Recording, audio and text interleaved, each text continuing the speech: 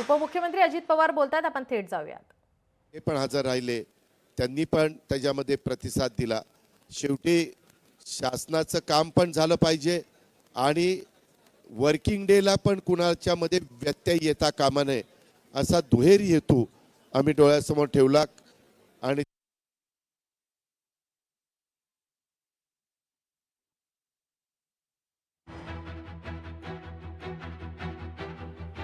अजित पवार हे पुणे दौऱ्यावर आहेत. जनसंवाद या ठिकाणी त्यांनी आज सकाळपासून त्यांचा जनसंवाद हा पाहायला मिळतोय. नागरिकांच्या समस्येचं निराकरण अजित पवार यांच्याकडून केलं जात आहे. आज सकाळपासून त्यांचा पुण्यात दौरा हा सुरू आहे.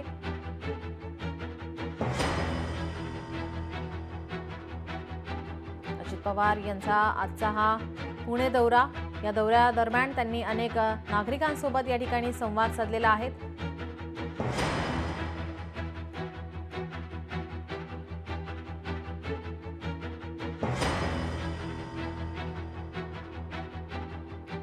काही वेळेस माझ्या सोसायटी धारकांनी सांगितलं की दादा आम्ही 8-8, 10-10 वर्ष प्रयत्न करतोय परंतु काही आमचे प्रश्न सुटले नाहीत आणि ते पण आमच्या दृष्टीनं थोडंसं कमीपणाचं आहे.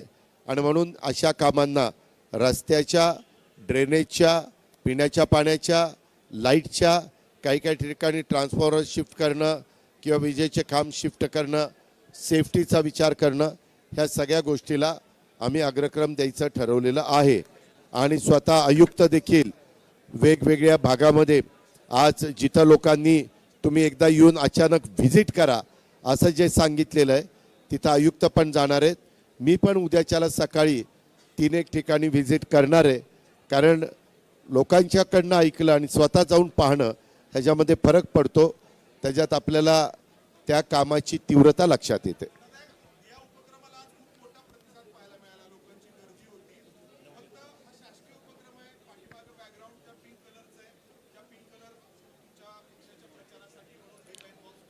ह्यामध्ये मी तर राज्य सरकारचा उपमुख्यमंत्री म्हणून इथं बसलोय, बरोबर आहे ना. मी तुझ्याशी उपमुख्यमंत्री म्हणूनच बोलतोय. त्याच्यामुळे सरकारचंच हे एक प्रकारचं काम आहे. मी येताना हां तू राष्ट्रवादीचा, हां तुझा कागद बघू, तू दुसऱ्या पक्षाचा, चल बाजूला, असं केलं नाही. मी नागरिकांचे प्रश्न सोडवत असताना माझे आयुक्त असतील, माझे कलेक्टर असतील, माझे ॲडिशनल कमिशनर असतील, माझे दुसरे ॲडिशनल कमिशनर असतील, पोलीस खातं असेल, आम्हाला सगळ्यांचेच प्रश्न सोडवायचे. त्यांची पण जबाबदारी त्यांच्या कॉर्पोरेशनच्या हद्दीतले सार्वजनिक प्रश्न सुटावेत हीच आहे. आणि माझ्यावर पण, मी इथला पालकमंत्री आहे, राज्याचा उपमुख्यमंत्री आहे, लोकप्रतिनिधी आहे, म्हणून मी पण त्याच्यामध्ये प्रयत्न करतोय. ह्याच्यातनं वेगळा अर्थ कृपा करून मीडियानी काढू नये माझी विनंती आहे. तू तुझं काम सांगितलं, मी लगेच नाशिकच्या कलेक्टरला आणि सीओला फोन करून सांगितलं मी ते काम करून देणार आहे. कारण मी कामाचा माणूस आहे. परंतु काय होतं, दुर्दैवाने तुम्ही मीडियावाले माझं काम दाखवण्याच्या माझं नको त्या गोष्टी दाखवण्यात तुम्हाला इंटरेस्ट असतो आणि त्याच्यातच ते उगाळत बसतात. वास्तविक तुम्ही सगळ्या अधिकाऱ्यांना विचारा. मी 35 वर्ष काम करत असताना अधिकाऱ्यांशी कशा पद्धतीनं वागत असतो. पण ठीक आहे, आता तो तुमचा अधिकार आहे, संविधानाने दिलेला आहे, मला त्याच्याबद्दल काही बोलायचं नाही.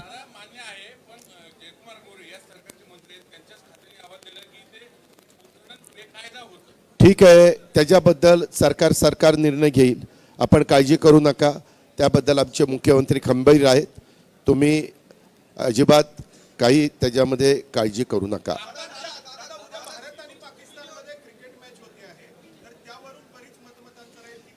हे बघ, 140 कोटी जनता असल्यानंतर वेगवेगळे मतप्रवाह असणार, वेगवेगळे विचार असणार.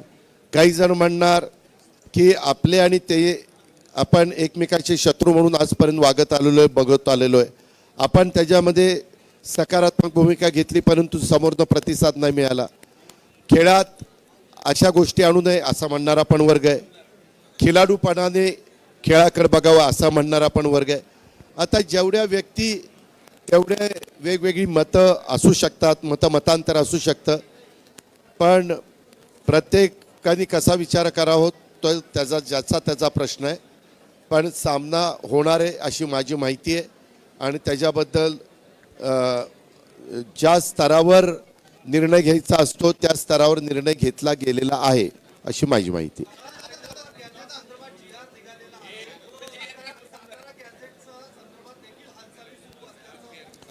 त्या संदर्भात राज्याच्या प्रमुखांनी सांगितलेलं आहे की हे आरक्षणाचे प्रश्न सोडवत असताना कुणावरही अन्याय होणार नाही अशा पद्धतीनं आम्ही त्याच्यातनं मार्ग काढू असं स्वतः मुख्यमंत्र्यांनी अनेकदा सांगितलेलं आहे. आम्ही पण अनेकदा सांगितलेलं आहे. त्याबद्दल नो कॉमेंट्स. त्याबद्दल नो कॉमेंट्स. त्याबद्दल नो कॉमेंट्स म्हणल्यावर प्रश्न येतो कुठं? हा, त्या संदर्भामध्ये ऐक ना, ज्यांनी आत्महत्या केलेली आहे त्याच्याबद्दल माझं ट्विट काल वाचलं का? त्याबद्दल मी माझं ट्विट दिलं आणि मला जी काही भूमिका मांडायची ती मांडलेली आहे, ती ट्विटरमध्ये आलेली पण आहे. मला त्याच्यामध्ये बोलायचंच नाही. काय होतं, एवढं सगळं सकाळपासून एवढे सगळ्यांनी कष्ट घेतले, वॉशरूमला पण एकदाच गेले सगळे, कुठं चहा नाही पाणी नाही काही नाही, कामं करत बसलो, ते दिलं सोडून आणि ते तिसराच काहीतरी चाललेलं आहे.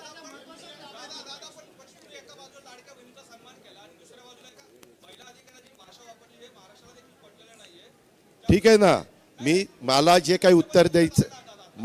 उत्तर द्यायचं ते दिलेलं आहे. माझ्या दृष्टीनं मी नंतर ट्विट केलेलं आहे.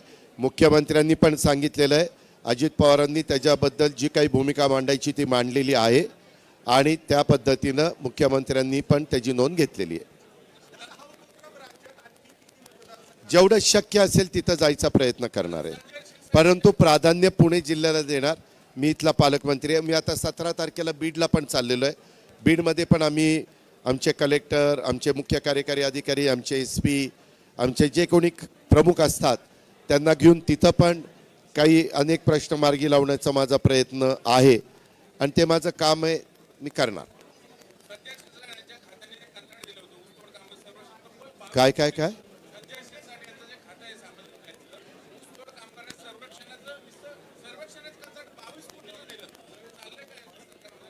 त्या संदर्भामध्ये मला तुमच्याकडनंच तो प्रश्न कळालेला आहे. मी त्याची माहिती घेऊन उत्तर देईन.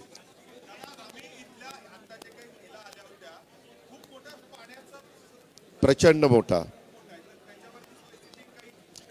त्यामध्ये आयुक्तांनी आणि त्यांच्या सगळ्या टीमनी ह्याला अग्रक्रम द्यायचं ठरवलेलं आहे. ह्यांना लागणारं पाणी आपण खडकवासला, वरसगाव, पानशेत, टेमघर ह्या धरणातनं देतोय. काही पाणी आपण भामा आसखेडमधनं देतोय. आपल्या इथं पाण्याची वेगवेगळे मतप्रवाह आहेत. काहींचं म्हणणं गळती आहे, काहींचं म्हणणं पॉप्युलेशन फ्लोटिंग आपल्याकडे जास्त असल्यामुळं आपल्याला तेवढं पाणी लागतं. असे वेगवेगळे, जलसंपदाचं वेगळं मत आहे, आपल्या कॉर्पोरेशनचं वेगळं मत आहे. पण त्याच्याकरता 24/7, 7/24, 7 दिवस 24 तास पाणी देण्याच्या बद्दलच्या ज्या काही योजना आहेत किंवा STP ज्या ऐकायच्या निमित्तानं जो काही कार्यक्रम हातामध्ये घेतलेला आहे किंवा नदी सुधार कार्यक्रम असे, किंवा इंदूरच्या धर्तीवर स्वच्छतेचा कार्यक्रम, हे असे काही कार्यक्रम आपण सगळ्या पुणेकरांना विश्वासामध्ये घेऊन हे करू पाहतोय. आणि त्यामध्ये इंदूरला ज्या टीमनी याच्यामध्ये पुढाकार घेतलेला होता त्यावेळेसचे मुख्यमंत्री शिवराजसिंह चौहान साहेबांच्या मार्गदर्शनाखाली ती टीम आपल्याकडे पण येऊन गेली. त्यांनी आपलं पुणे असेल, पिंपरी चिंचवड असेल, असे काही शहराला व्हिजिट पण केल्या. त्याच्यामध्ये त्यांनी आपली कचरा गोळा करण्याची काय प्रक्रिया आहे आणि तिकडं काय आपण त्यात काय अजून बदल केले पाहिजे, नागरिकांच्याकडनं कसं आपण सहकार्य घेतलं पाहिजे, असं अनेकदा आमचे आयुक्त, आमचे ॲडिशनल अतिरिक्त आयुक्त, आम्ही कचरा गोळा करणारा जो वर्ग आहे तो, त्यांचं नेतृत्व करणारे काही NGOज, असे खूप जण आम्ही वेळोवेळी बसलेलो आहे. आणि त्याच्यातून आपलं विद्येचं माहेरघर, आपली सांस्कृतिक राजधानी असणारं पुणे आणि पुणे जिल्हा आणि पिंपरी चिंचवड हा सगळाच परिसर अधिक स्वच्छ आणि चांगला राहावा याकरता आमच्या कॉर्पोरेशनच्या आणि शासनाच्या यंत्रणेनं किती काम करायचं ठरवलं तर जनतेचा पण प्रतिसाद इंदूरला फार सुंदरपैकी तुम्ही जर कधी जायचं प्रसंग आला तर जरूर जावा. परंतु ज्या आमची टीम जाऊन आली त्यांनी मला तिथले काही व्हिडिओ दाखवले ते खरोखरीच लोकांनी स्वतःला शिस्त लावून घेतलेली आहे. आणि ज्या भागामध्ये असे कचऱ्याचे ढीग दिसायचे तिथं आज देशातलं नंबर 1चं स्वच्छ शहर म्हणून आपल्या इंदूरचा नावलौकिक वाढलेला आहे. आम्हाला त्या रस्त्याने जायचं आहे. आपण वेगवेगळ्या कामात लक्ष घालतोय, एन्व्हायरमेंटच्या कामात लक्ष घालतोय. तुम्ही बघितलं असेल काल परवा आपले प्रदूषणाच्या बाबतीमध्ये आपलं शहर हे बरंच खालच्या नंबरला होतं. आता बऱ्यापैकी आपली परिस्थिती सुधारली, पण त्याच्यामध्ये अजून आपल्याला बरंच काम सगळ्यांना मिळून करावं लागेल. माझी मीडियाला विनंती आहे, माझी वेगवेगळ्या राजकीय नेत्यांना विनंती आहे, NGOजला विनंती आहे, सुज्ञ जबाबदार नागरिकांना विनंती आहे की आपण सगळ्यांनी मिळून याच्यात राजकारण न आणता वेगळा त्याच्यातनं अर्थ न काढता आपण ह्या सगळ्या गोष्टी चांगल्या करण्याचा प्रयत्न करूया.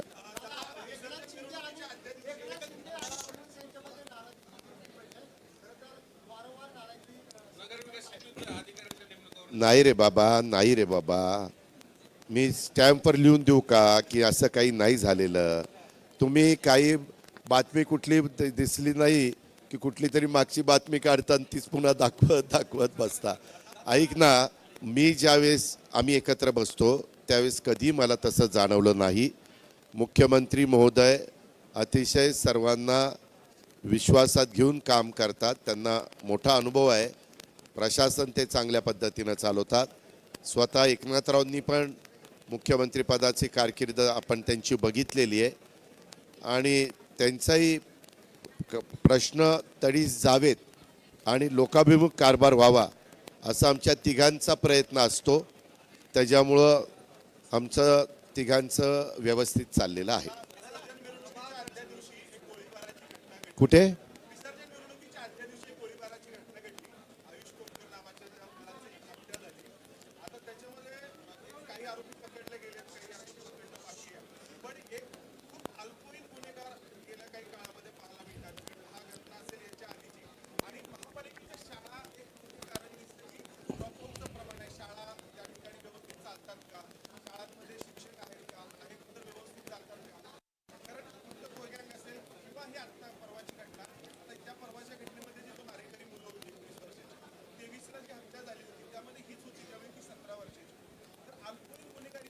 मी तुम्हाला तुमच्या मताशी मी सहमत आहे. मधी मी काही वरिष्ठांना म्हणजे केंद्र सरकारमधल्या काही मान्यवरांची पण चर्चा केली. आपलं ते 18 आणि 21 हे पुरुष आणि स्त्रीला जे संज्ञांचं वय आहे ते आणि त्याच्या आतमध्ये असेल तर तो गुन्हा होत नाही, अज्ञान धरलं जातं. वास्तविक तो काळ वेगळा होता, आताचा काळ वेगळा आहे. आता बऱ्याचशा तो मुलांना 13, 14, 12 वर्षाच्या असल्यावर ह्या असल्या गोष्टी काहीतरी त्यांना माहिती असतं, आपल्याला काही होत नाही आणि ते खुशाल त्यांना काही कुणी वेपन दिलं की त्यांना ह्याच्यात फार आपण काहीतरी नवीन केल्यासारखं वाटतं आणि ते चुकीच्या रस्त्याने जातात. म्हणून ह्याच्यामध्ये केंद्र सरकारने पुढाकार घेऊन ती वय आहे त्याच्यामध्ये असे गंभीर गुन्हे घडले आणि तो 12 वर्षाच्या पर्यंत जरी असला तरी त्याच्यावर काही वेगळा कारवाई केली गेली पाहिजे असं आपल्याला करावं लागणार आहे. आम्ही कॅबिनेटमध्ये चर्चा करतो ना, तू जसा विषय काढला तसा चर्चा केली. बहुतेकांनी त्याच्यामध्ये सकारात्मक भूमिका दाखवली, परंतु आपलं संविधान, आपले कायदे, आपले नियम, आपली घटना ह्यालाही कुठंही ठेच पोचता कामा नये, कुठंही त्याला त्या फ्रेमला धक्का लागता कामा नये. अशा पद्धतीनं आपण पुढं जातोय. आणि मगाशी तू जे सांगितलं त्यामध्ये आपल्या CPनी आणि त्यांच्या सगळ्या टीमनी त्याच्यातल्या बऱ्याच जणांना ताब्यामध्ये घेतलेलं आहे. त्या सगळ्यांना मकोका लावण्याच्या बद्दलची कारवाई सुरू झालेली आहे. ह्याबद्दल अशा गोष्टीची पुनरावृत्ती होऊ नये म्हणून जी काळजी घ्यायला पाहिजे त्या पद्धतीनं काळजी घेण्याच्या सूचना मुख्यमंत्र्यांच्या आमच्या स्तरावरनं पोलीस खात्याला दिल्या गेलेल्या आहे. आणि शिक्षणाच्या बद्दल जे काही तुम्ही आत्ता सांगितलं, आत्ता इथं सकाळपासून आढावा घेत असताना आपल्या शिक्षणाचा एक दर्जा ते व्यवस्थितपणे वाढवण्याच्या दृष्टिकोनातनं आमच्या कॉर्पोरेशनला पण काय काय केलं पाहिजे. आत्ता काही ठिकाणी सांगितलं की तिथं वॉल कंपाऊंडची उंची वाढवा, तिथं ह्या सुविधा द्या, अशा बरेच निवेदन आली. तर आयुक्तांनी आणि ॲडिशनल कमिशनरनी सांगितलं की हे आपल्याला केलं पाहिजे. त्याच्यात आम्ही आपल्या पुणे पिंपरी चिंचवड महानगरपालिकेला teaching staff, non teaching staff जो लागतो जो कमी असेल तर तो आम्ही भरू, मेरिटचा घेऊ, त्याच्यात कुठलीही वशिलेबाजी आम्ही होऊन देणार नाही. या पद्धतीनं आमचं नियोजन ठरलेलं आहे. आणि त्याच्यातून कुठल्याही पद्धतीनं माझ्या जिल्हा परिषदेच्या शाळेतल्या आणि माझ्या महानगरपालिकेतल्या नगरपालिकेतल्या शाळेच्या मुलांचं मुलींचं ड्रॉपआउटचं प्रमाण कमी होईल असं होता कामा नये म्हणून आम्ही सगळेजण खबरदारी घेतोय.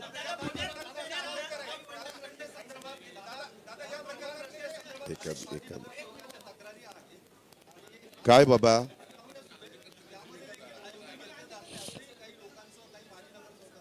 हे का एवढी मोठी महानगरपालिका आणि सगळे वॉर्ड, आणि आता बघा पूर्वी आपली वॉर्डची रचना प्रभागाची संख्या किती होती. आज मला काही सहकारी मित्रांनी सांगितलं एक एक प्रभाग 1,20,000 का 15,000 झालेत. प्रभाग 1,15,000. हे वस्तुस्थिती आम्ही नाकारत नाहीये. आता पुढच्या वेळेसच 29च्या निवडणुका ज्या होणार आहेत त्याच्यात 543 खासदार जाणार आहेत देशातनं निवडून, आणि 543च्या 1/3 महिला देशातनं वाढणार आहेत. म्हणजे एवढी संख्या तिथं वाढेल. आणि आपल्या महाराष्ट्रात 288 हे नेहमीचे जातीलच, अधिक 96 महिला, एवढी संख्या वाढणार आहे. त्याच्यामुळं प्रतिनिधित्व करताना पण त्या प्रमाणामध्ये नागरिकांचं प्रतिनिधित्व करणारा लोकसभेतला सदस्य आणि विधानसभेतला सदस्य असेल. तोच विचार पुढं आम्ही कॉर्पोरेशन, जिल्हा परिषद, तालुका पंचायत ह्याच्यामध्ये नगरपालिकेत पण करू.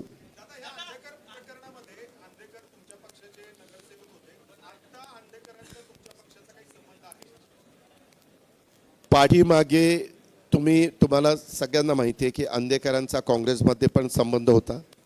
त्याच्यानंतर काही घटना घडल्यानंतर ते आमचे पण नगरसेवक होते. उद्या तू जरी पक्ष कुठला काढला तर तुला वाटणार आहे का आपल्या पक्षाच्या कोणी असं चुकीचं काम करावं? असं कधीच वाटणार नाही. ही एक प्रकारची विकृती आहे.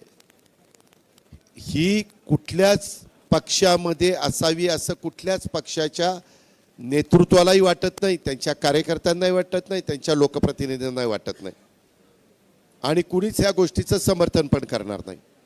आपण नेहमी शिवशाहू फुले आंबेडकरांचा महाराष्ट्र ज्यावेळेस म्हणतो त्यावेळेस त्याच विचारधारेने पुढे जाण्याचा प्रयत्न हा आमचा, तुमचा आणि महाराष्ट्रातल्या जनतेचा असतो.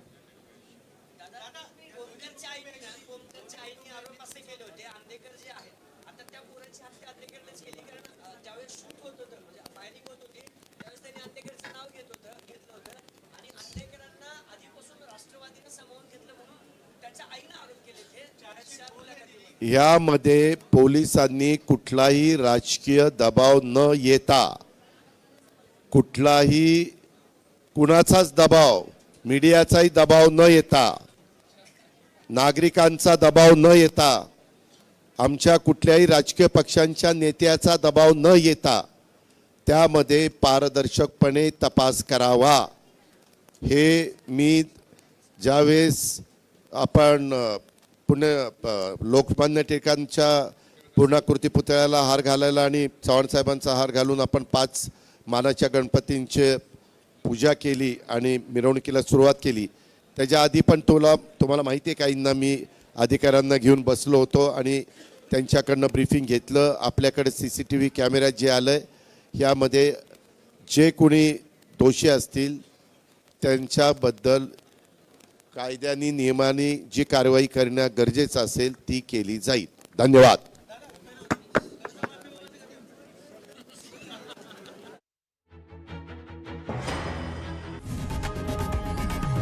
लोकशाही मराठी ऐका, पहा, जागरूक रहा.